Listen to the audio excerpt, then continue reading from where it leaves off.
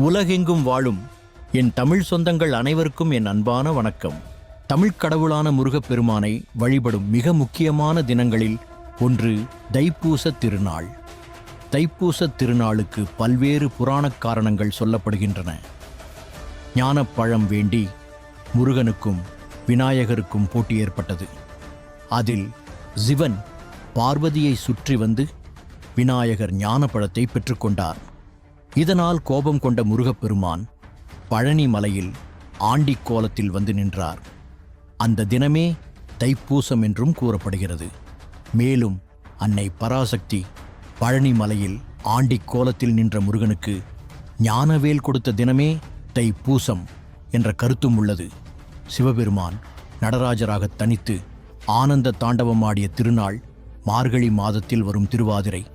இந்த நடனத்தை பிரம்மா, மகாவிஷ்ணு, பதஞ்சலி, வியாகிரபாதர் ஆகியோருக்காக சிவபெருமான் சிதம்பரத்தில் அரங்கேற்றினார். இந்த நடனத்தை ரசித்து பார்த்த பார்வதி தேவிக்கும் அதே போன்று நடனமாட வேண்டும் என்ற ஆசை ஏற்பட்டது. அதன்படி பார்வதி தேவி தனியாக ஆனந்த தாண்டவம் ஆடிய நாள் தைப்பூசம் என்கிறார்கள்.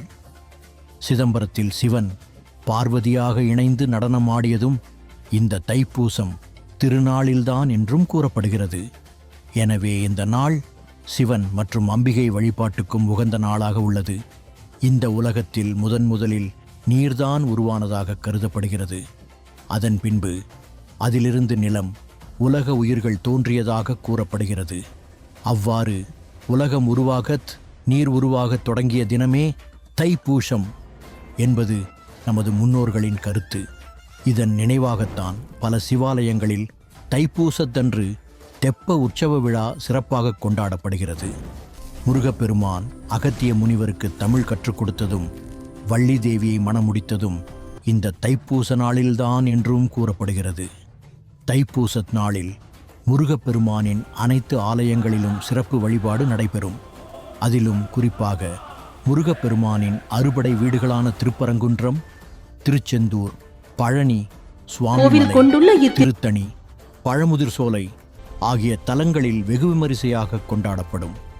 இவ்வாறு பல சிறப்புகளை கொண்ட தைப்பூசத் திருநாளில் முருகப்பெருமானை வழிபடுவது மிகவும் சிறப்பு வாய்ந்தது.